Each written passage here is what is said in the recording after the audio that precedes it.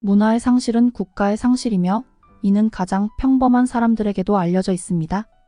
그러므로 자신의 문화를 스스로 지키지 않으면 누구도 대신 지켜줄 수 없습니다. 문화의 상실은 국가의 상실이며 이는 가장 평범한 사람들에게도 알려져 있습니다. 그러므로 자신의 문화를 스스로 지키지 않으면 누구도 대신 지켜줄 수 없습니다. 파묘? 한국이 중국 문화 또 훔쳤네. 호주 여사장이 중국 알바 말만 듣고 파묘 보러 갔다 경악하는데. 파묘 영화 알지?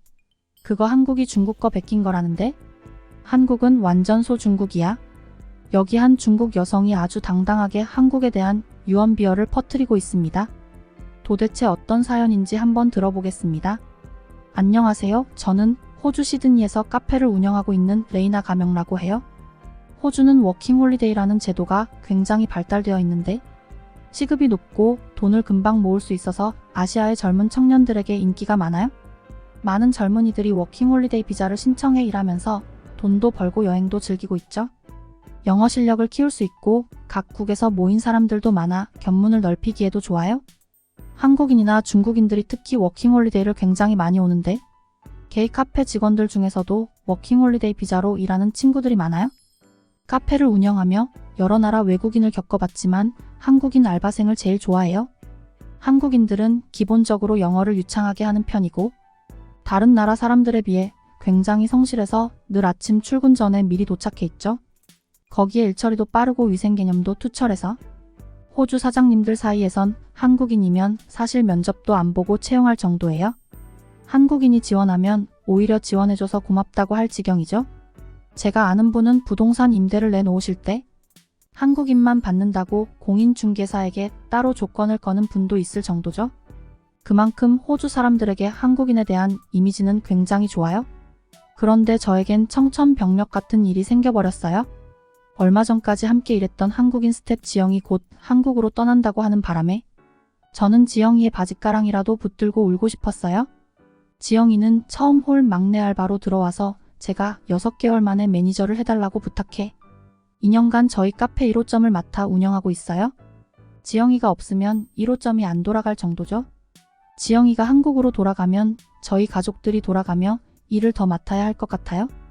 아무래도 지영이만큼 책임감 있는 매니저를 쉽게 구할 수 없으니까요.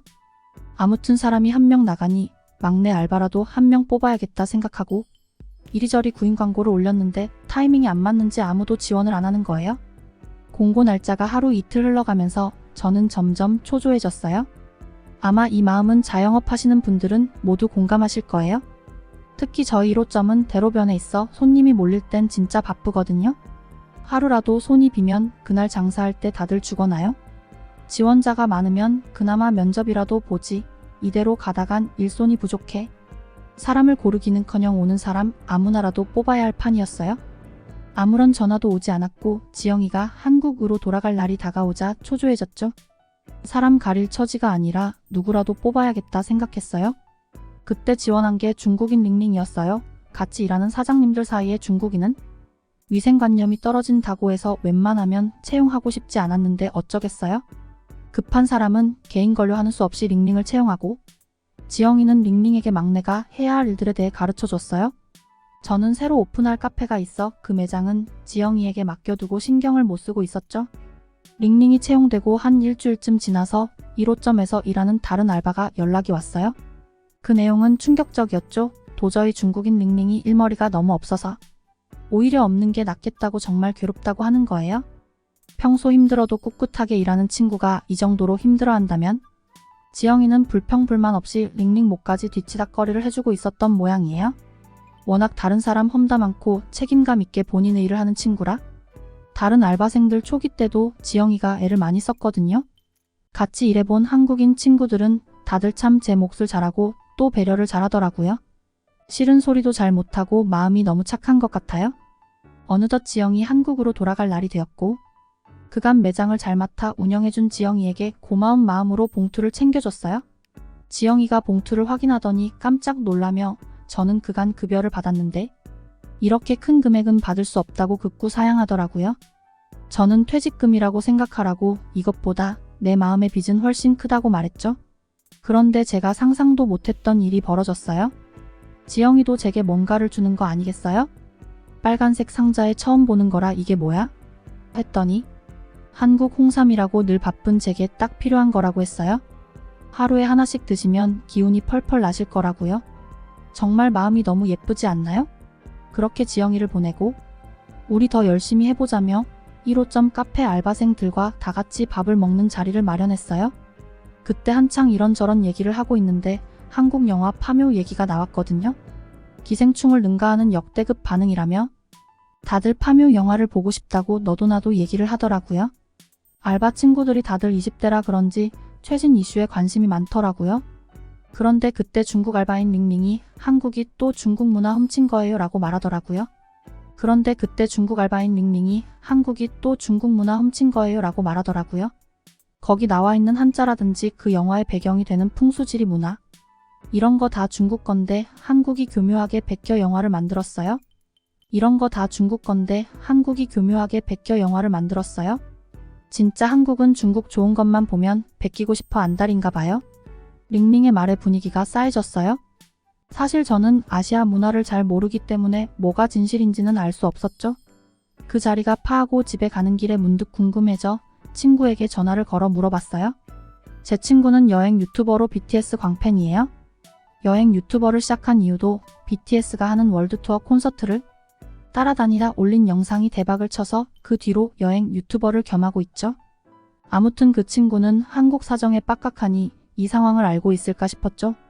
리아 파묘 영화 알지? 그거 한국이 중국 거 베낀 거라는데? 라는 말이 끝나기가 무섭게 리아가 도대체 무슨 말이냐며 화를 팍 내더라고요. 그런 말은 도대체 누가 얘기한 거냐고요? 중국이 뭘 베꼈으면 베꼈지 한국은 절대 그럴 나라가 아니라고요?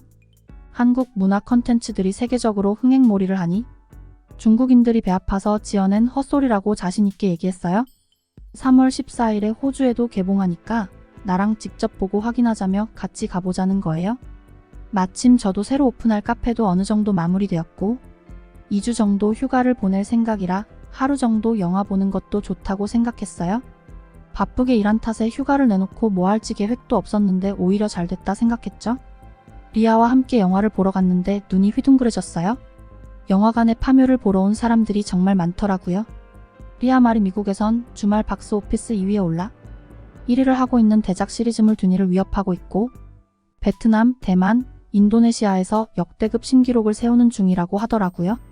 기대가 크면 실망도 큰 거 아닐까 속으로 생각하며 영화를 보고 나왔는데 저는 뒤통수를 한 대 맞은 듯 얼얼해졌습니다. 정말 신선한 소재에 긴장감 넘치는 배우들의 열연으로 시간이 어떻게 흐른지도 모르겠더라고요. 리아는 이거 분명 호주에서도 흥행하는 건 시간 문제라며 당장 한국에 가서 파묘와 관련된 한국 문화를 촬영해 와야겠다며 들떴어요. 그러고는 너도 2주간 휴가라며? 나랑 같이 갔다 올래? 라고 제안했죠. 저는 저도 모르게 알겠다고 해버렸어요. 늘 계획대로만 움직이는 제가 한 번도 가본 적 없는 아시아 한국에 가겠다고 하다니 저 스스로도 놀랐어요. 이래도 되나? 싶었죠. 리아는 원래 여행은 무계획으로 가는 게 제 맛이라며 자기가 여행 프로니까 AI 자기만 믿으라며 짐을 싸라고 했죠. 저는 딱 3일 뒤 한국 여행을 가게 되었어요. 제가 한국에 대해 아는 건 리아가 입이 닳도록 칭찬하는 BTS 그리고 지영이를 비롯해 우리 깍깍했던 한국 알바생들 뿐이죠. 지금 생각해보면 우리 한국 직원들이 보여준 성실함과 친절함에 저도 모르게 한국에 대한 긍정적인 이미지가 이미 마음속에 있었기 때문에 리아의 제안도 덥석 수락했다는 생각이 들더라고요. 아무튼 오랜만에 낯선 곳으로의 여행이라 정말 들떴죠. 비행 날짜까지 3일밖에 시간이 없어서 그간 처리할 일들을 마무리하느라 검색을 많이 못하고 갔지만 여행 유튜버인 리아가 있으니 괜찮을 거라 믿고 저는 한국행 비행기에 올랐어요. 거대하고 깔끔한 공항 그리고 친절한 사람들을 보며 딱 지영이가 생각났어요. 정말 그녀처럼 완벽한 공항이네 하고요. 리아는 일단 제일 먼저 여기부터 가야 한다며 불이 나게 움직였어요. 이미 예약은 다 해줬고 제가 가면 깜짝 놀랄 거라고 했죠. 유명한 유적지라 입장 시간이 마감될까 서두르는 건가 싶었는데 가서 한번 보라며 웃기만 하더라고요. 리아는 저를 시내 한복판에 데려다 놓았어. 요 그리고는 다 왔다는 거예요? 정말 황당했어요. 아니 이렇게 상점이 많은 시내는 호주에도 많은데 뭐가 그리 특별해서 여기까지 오자고 한 건지 잘 모르겠더라고요. 그러자 리아가 웃으며 하늘을 가리켰는데 기절초풍할 뻔했죠. 바로 거긴 미용실이었어요. 아니 미용실을 가자고? 여행 첫날부터 너무 돈을 많이 쓰는 거 아냐? 하고 깜짝 놀랐는데 리아가 가보면 안다고 웃으면서 저를 잡아 끌더라고요. 리아를 따라 미용실에 들어간 저는 두 눈이 휘둥그레졌습니다. 여긴 미용실이 아니라 카페 같았어요. 딱 저희 매장 인테리어를 해놓은 듯 화이트톤의 심플한 느낌에 굉장히 깔끔했죠. 바닥도 청결했고 반짝반짝 빛나더라고요. 어리둥절하게 있는데 점원이 짐을 받아들고는 예약을 확인하고 자리로 안내했어요. 그리고 가격표를 보는데 저는 제 눈을 의심했습니다. 이게 한국 돈이라 제가 환전을 잘 못하나? 머릿속으로 계산기를 막 두드려봐도 분명 너무 싼 가격이 적혀 있더라고요. 호주 미용실에서 남자 커트를 할 때도 30달러에서 35달러니까 한국 돈으로 25,000원에서 30,000원 정도 나와요. 근데 한국 남자 커트 비용은 15,000원이라니? 절반 가격 아닌가요? 호주에선 미용비가 비싸서 한번 머리할 때 정말 큰 마음 먹고 하거든요. 염색만 해도 기본 300달러 빚갈 땐 400달러 정도 나와요. 한국 돈으로 26만원에서 35만원 정도죠. 안 그래도 조만간 염색을 하려고 싼 곳을 찾다가 285달러, 한국 돈 25만원에 염색하는 곳을 찾아서 땡 잡았다며 좋아했는데 여긴 비싸도 7만원이나 10만원 정도면 다 해결되더라고요. 걔를 여기 데려와준 리아가 정말 고마웠어요. 저는 염색을 하기로 했고 리아는 파마를 하기로 결정했어요. 이렇게 고급스러운 미용실에서 저렴하게 머리를 할 수 있다니 정말 신나더라고요. 미용 받을 때도 정말 대접받는 느낌이 들게 편하게 해주시더라고요. 그런데 갑자기 머리를 감겨주신다기에 저는 괜찮아요? 하고 소리쳤어요. 그러자 직원이 어리둥절해하는 거예요. 옆에서 보고 있던 리아가 한국은 머리 감는 비용까지 다 들어있는 거라며 웃더라고요. 아니 전 몰랐죠? 호주에서는 머리를 감겨주는 비용도 다 따로 받거든요. 호주에서는 머리 감겨주는 서비스를 신청하지 않는데 습관처럼 괜찮다고 해버린 거죠. 약간 민망해서 웃으며 순순히 미용실 스태프분이 시키는 대로 따라갔답니다. 그리고 머리를 감는 곳에 딱 눕자마자 저는 온몸에 소름이 쫙 돋았어요. 두피 마사지를 해주시는데 너무 시원해서 녹아버리는 기분이었죠. 여기가 천국 같았어요. 염색이고 뭐고 이 마사지를 더 받고 싶을 지경이었다니까요. 미용실에 오면 이런 두피 마사지에 머리 감겨주는 것까지 기본이라니 정말 부러웠죠. 리아와 저렴한 가격에 머리를 다 끝내고 밖으로 나왔어요. 왜 리아가 여길 제일 먼저 와야 한다고 했는지 이해가 가더라고요. 꽤 맘에 쏙 드는 머리로 한국 여행을 시작하다니 뭘 해도 재밌을 것 같았어요. 리아는 이번 여행 컨셉은 역사여행이라며 중국이 뭘 계속 베꼈다고 말하는데 한국 문화가 얼마나 대단한지 한국의 궁궐과 박물관을 가볼 예정이라고 했죠. 저는 이미 잔뜩 신나서 어디든 좋다고 얘기했어요. 리아와 처음 가본 장소는 경복궁이었습니다. 그런데 경복궁을 코앞에 두고 리아가 계속 구석진 골목으로 가는 거예요. 아니 경복궁은 그 방향이 아닌데 말이죠. 리아가 경복궁을 가기 전 걔를 골목으로 데려간 이유는 따로 있었어요. 바로 한복을 빌리기 위해서였더라고요. 엄청나게 많은 한복들이 걸려 있었고 하나하나 다 정말 아름답더라고요. 이렇게 아름다운 전통 복장을 빌려 입을 수 있다니 두근두근 설레는 기분이 들었습니다. 사장님께서는 친절하게도 한참 고민하는 저희를 여유롭게 기다려주셨습니다. 또 이것저것 추천해주시기도 하셨죠. 저는 보자마자 딱 마음에 드는 핑크색 상의와 개나리색 치마를 골랐어요. 그런데 저는 한참을 멍하니 있을 수밖에 없었습니다. 상의를 먼저 입고 나서 보니 치마를 어떻게 입는 건지 잘 모르겠더라고요. 사장님께 도움을 요청할 수밖에 없었죠. 빼꼼히 얼굴을 내밀고 사장님을 불렀어요. 사장님께서는 웃으시며 치마를 먼저 입으라고 알려주시곤 매듭을 꼼꼼히 지어주셨어요. 그리고 상의를 입으면 되는데 이건 저고리라고 부른다고 하더라고요. 그런 다음 저고리 앞부분에 긴 장식도 예쁘게 매듭 지어주셨어요. 한복을 입은 모습이 어색하기도 했지만 한복의 색과 선이 참 곱더라고요. 공주가 된 기분이었어요. 사장님께서 댕기를 묶어주시겠다고 하셨는데 옛날 한국에서 혼인 전에는 댕기를 묶고 혼례를 하면 머리를 따 틀어 올리는 풍습이 있다고 알려주셨어요. 재밌는 한국 문화를 직접 체험해보니 의미가 있더라고요. 그런데 리아 말을 듣고 저는 화가 났어요. 리아 말로는 중국에서 한복이 자기네 문화라며 우긴다고 하더라고요. 중국과 한국의 시대별 의상만 비교해봐도 다른 복장임을 알 수 있는데도 불구하고 중국이 우기는 근거로 삼는 문장이 하나 있대요. 한나라가 옷과 두건을 고구려 사람들에게 주었다는 문장인데 이 문장 하나로 한복이 중국에서 건너갔다고 주장하고 있다고 해요. 그러나 그때 그 옷을 받았던 사람들은 아주 소수의 관원들에게 준 것이지 그때 당시 고구려인들은 이미 갖춰져 있는 복식이 있었기 때문에 말도 안 되는 주장이라는 걸 알 수 있어요. 여기서 문제는 중국이 그런 문화를 자국 학생들에게 가르치고 있다는 점이래요. 리아는 한복을 입고 촬영하며 한복은 명백히 한국의 문화이며 중국이 우기고 있다는 점을 아시라며 영상을 촬영했어요. 리아가 찍는 영상이 최대한 널리 퍼져서 중국인들의 말도 안 되는 주장을 믿는 사람들이 없어졌으면 했어요. 리아와 저는 공주처럼 한복을 입고 경복궁 안을 한참 구경했어요. 그리고 나서 리아가 다음 코스는 쇼핑이라며 $10만 있으면 마음껏 쇼핑을 할 수 있다고 하는 거예요. 10,000원 가지고 뭘 할 수 있다고 저러는 걸까 싶었는데 리아가 데려간 곳에서 저는 눈이 번쩍 떠졌습니다. 아니 정말 10,000원으로 살 수 있는 게 많은 거 있죠? 리아와 간 곳은 다이소였어요. 1,000원짜리 물건들을 많이 파는 매장이더라고요. 가격이 저렴해서 물건 퀄리티가 의심스러웠지만 꽤나 쓸만한 물건들이 많았어요. 찾아보니 한국인들은 다이소를 굉장히 자주 이용하더라고요. 사실 호주에서는 싸고 좋은 물건을 찾기가 어려워요. 대체적으로 공산품의 가격이 비싸고 호주의 새 예쁜 물건을 찾는 건 하늘의 별 따기예요. 다이소에는 아기자기하고 실용적인 물건들이 굉장히 저렴한 가격에 나와 있더라고요.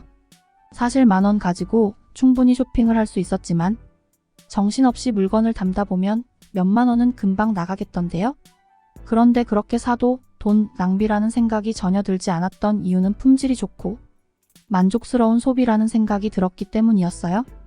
이런 거 호주에는 절대 생길 수가 없을 텐데 만약 호주에 생기면 진짜 매일 가고 싶다는 마음이 들었어요. 한국 사람들은 어쩜 이렇게 질도 좋은데 저렴한 물건을 공급해서 판매할 수 있는 건지 완전 천국 같더라고요.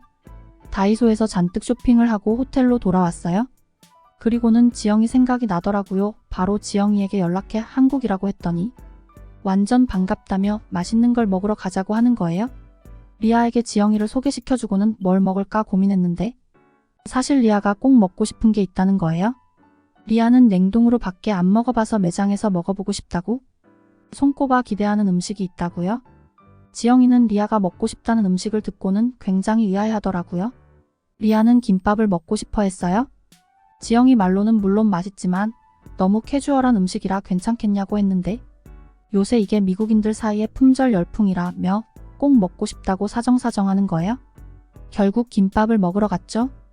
김밥 파는 곳에 갔더니 아주머니 한 분이 정말 열심히 김밥을 말고 계셨어요. 아니 재료가 저렇게 많고 까는 게 보통 일이 아닐 것 같은데 이렇게 저렴할 수 있다는 게 궁금했죠. 게다가 동글동글한 모양이 귀엽고 한 입에 쏙 넣어 먹는 재미도 있었어요. 고소하고 아삭아삭한 재료들이 한데 어우러져 풍미가 있더라고요. 건강하고 신선한데 맛있어서 왜 그렇게 미국 사람들이 좋아했는지 알 것 같았어요. 그리고 김밥 맛도 굉장히 다양하더라고요.